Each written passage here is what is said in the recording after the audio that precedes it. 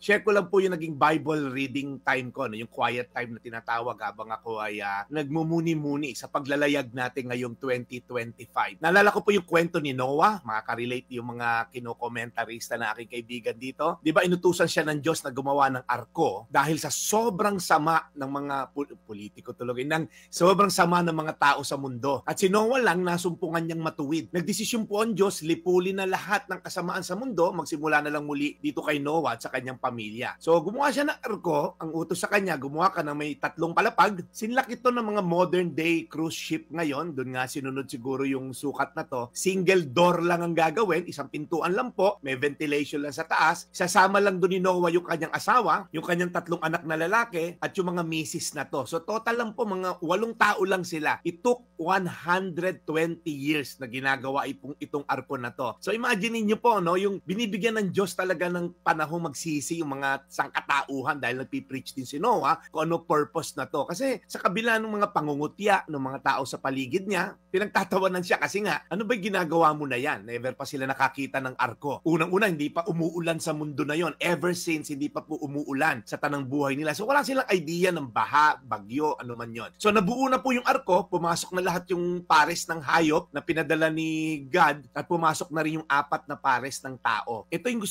gusto kong i-share sa inyo na dapat natin maintindihan. Sabi sa Genesis 7 verse 16, ayon sa iniutos ng Diyos kay Noah, pinapasok niya sa barko ang bawat pares ng lahat ng uri ng hayop na lumalapit sa kanya. Pagkatapos, isinara ng Panginoon ang barko. Gusto ko mag-focus tayo sa huling binitawang salita, no? 'Di ba? Sinunod daw lahat ng ginawa and all. Sabi dito, pagkatapos, isinara na ng Panginoon ang arko. Yes, sinunod ni Noah lahat ng utos ng Diyos, but at the end of the day, si Lord po ang nag-secure kay Noah at sa kanyang buong pamilya. Hindi sinabi na at isinara na ni Noah ang pintuan ng barko. No.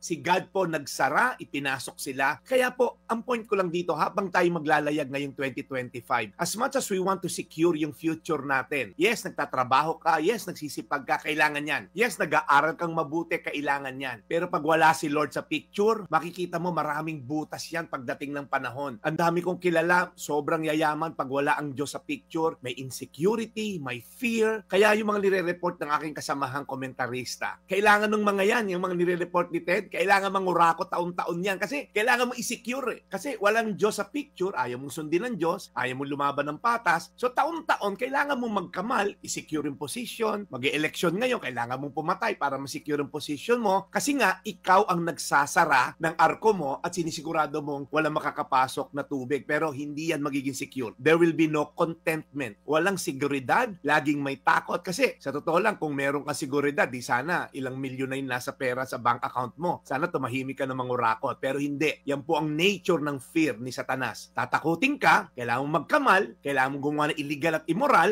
dahil at the end of the day, ikaw ang nagsasara ng pintuan ng seguridad mo. Pero hindi po. Hanggang mamatay ka, hindi ka magiging sigurado dahil sa dami kong na-witness na mga taong pilit isinasara ang pintuan ng seguridad nila hanggang sa deathbed, hanggang sa kama ng kamatayan nila. They are not secure, they are not content, nag-iisip pa rin kung paano kikita ng pera sa immoral at illegal na pamamaraan. Nakakatakot lang po yung ending ng mga yan. Kaya gusto ko i-remind kayo, Genesis chapter 7 verse 16, ayon sa iniutos ng Diyos kay Noah, pinapasok niya sa barko ang bawat pares ng lahat ng uri ng hayop na lumalapit sa kanya. Pagkatapos, isinara ng Panginoon ang arko. Tayo manalangin, Panginoon, sa kabila ng mga payo ni Chacha na kumalma lang, napakahirap, Lord, talagang kumalma. Pag nakikita mong harap-harapan ang mga illegal at immoral na pamamaraan ng ilang taong nasa kapangyarihan. Sana nga kung pera nila yon, pero Lord, pera namin yon. Bawat tubig na binibili namin, merong tax. Bawat prutas na binili ko kahapon, nataksan ako, Lord. Kaya Lord, ano ba magagawa namin kundi ipagdasal, Lord, ang sitwasyon. I-call out ang ginagawa nila at bilang mamamayan, Lord, kung kami nasa posisyon, may plataforma kami, katulad ng mga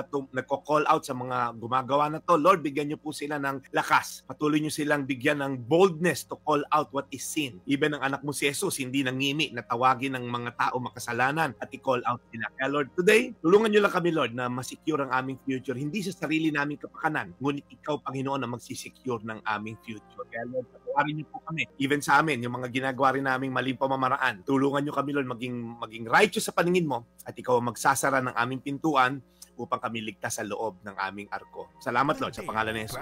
Amen. Today's reflection, with Pastor Jeff Eliscopides.